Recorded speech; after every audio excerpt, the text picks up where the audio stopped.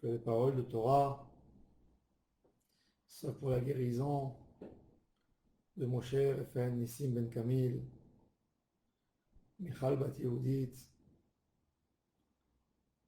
Mordechai Ben Alice, Eliyahu Hananel, Ben Ruth Mesodi, Gabriel Ben Rivka, Nissim Ben Rivka, Menana, Rivka Bat Menana, Elilou Nishmat, une grande dame qui nous a quittés hier, Rachel Aziza Bat Miriam.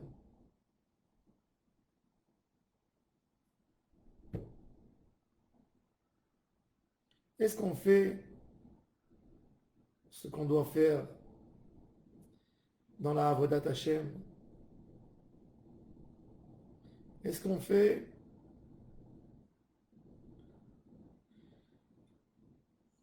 tout ce qu'il faut faire, tout ce qu'on nous demande de faire? Un homme dans la vie, il comprend très bien que s'il ne travaille pas, il n'aura pas de quoi donner du pain à ses enfants. Un homme cherche un travail au quotidien et ne dit pas demain j'irai chercher, après-demain, quand son porte-monnaie est vide.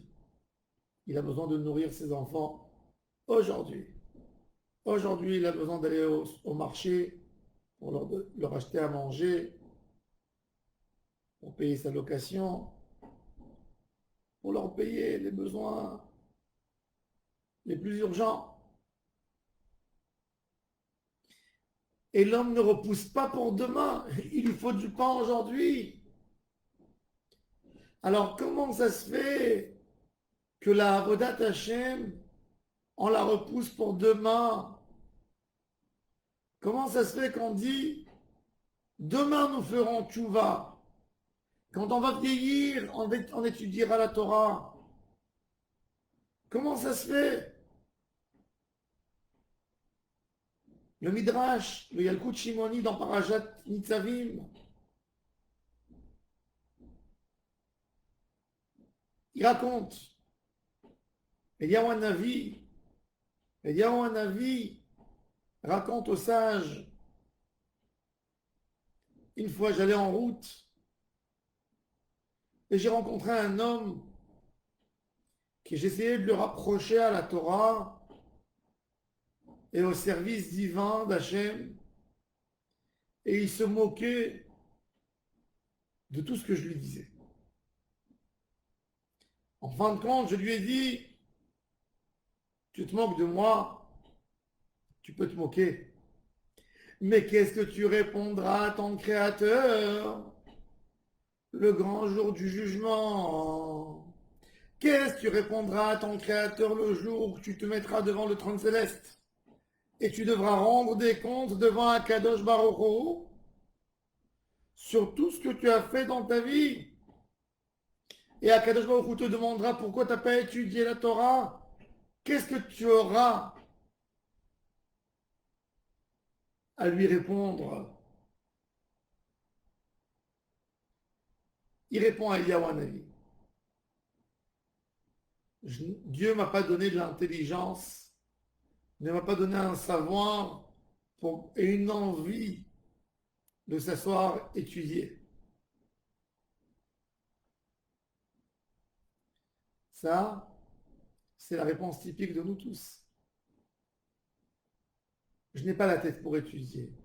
J'ai que des soucis. J'ai des problèmes de parnassa. Si Dieu voulait que j'étudie, pourquoi il ne m'a pas fait gagner au loto? Et on a dit répond à ce monsieur, mon fils, dans quoi tu travailles? Il lui répond, je suis pêcheur. T'es pêcheur? Tu sais faire la pêche? Tu pêches comment? Avec une canne à pêche ou avec un filet? Oh, je pêche pas avec une canne à pêche. Je pêche avec un filet. Où tu achètes tes filets? Je ne les achète pas. C'est moi qui fais mes filets. Je prends du lin, Je fais des fils, je monte le soir dans ma barque, je vais en pleine mer, je mets une lumière, je tire les poissons et je les ramasse. À quelle heure tu sors? Tard, dans la nuit. Je travaille, je reviens que à 4 heures du matin. Dis-moi mon fils, et Gawanavi lui dit, Akadosh Baruch Hu t'a donné une intelligence pour fabriquer des filets, pour savoir où il faut aller pêcher, pour bien vendre la marchandise que tu amènes, pour gérer tes comptes. Et il t'a pas donné une sagesse pour pouvoir ouvrir un livre de Torah et d'étudier.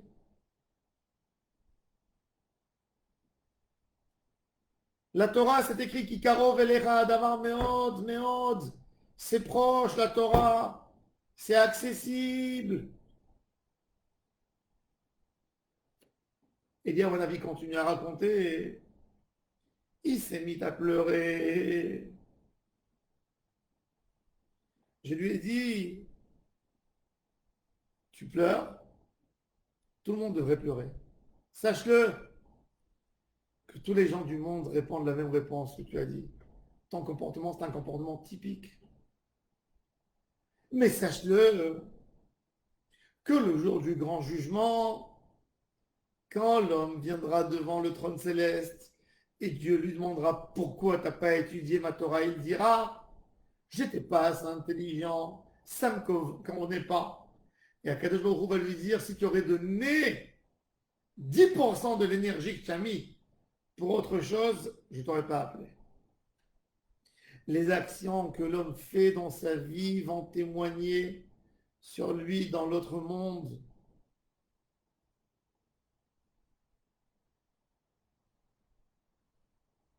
C'est-à-dire, dans cette histoire, on apprend quelque chose, que quand un Kadosh Baruch Hu nous demande de faire la Torah, de faire les mitzvot, d'étudier la Torah, de s'investir, c'est pas demain, c'est pas ce soir, c'est maintenant, maintenant, maintenant. Pas attendre, pas attendre. Ne dis pas, je ferai Shabbat plus tard. Je vais garder ma bouche. Je ferai plus de la chanara quand j'arriverai à un certain niveau. Je vais même mettre 3 prières par jour quand je vais être en retraite. Non! Kikarov elecha davar meod. C'est très proche. T'as qu'à attendre la main et prendre. Beficha, avec ta bouche, avec ton cœur. Beficha bilvavcha, la soto. Combien de choses on fait dans la vie et on ne se contente pas de peu. Un homme, quand il a dans son frigidaire des fruits, des légumes, il se lève, il prend, il prépare pour manger. Il dit pas ça va, c'est pas grave, je vais manger plus tard, très peu. Il s'applique. Pourquoi pour ta neshama, tu t'appliques pas? Tout dépend que de nous. S'approcher, se mettre à table, manger, se rapprocher à Hachem.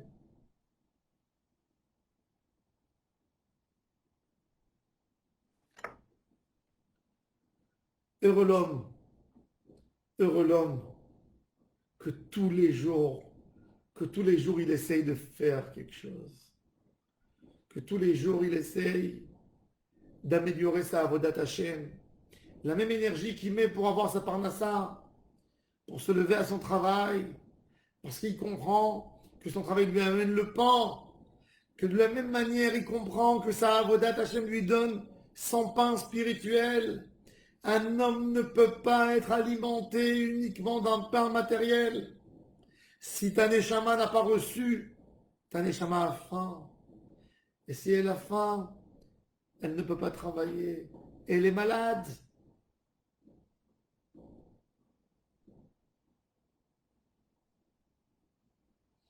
C'est quoi Beficha ou Bilvavchala Soto? La bouche. La bouche de l'homme.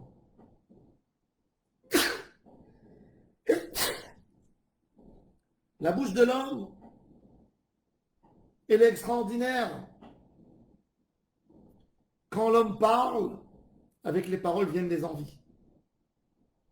Quand un homme parle d'un plat qu'il aime, ça lui donne une envie, ça chauffe son cœur.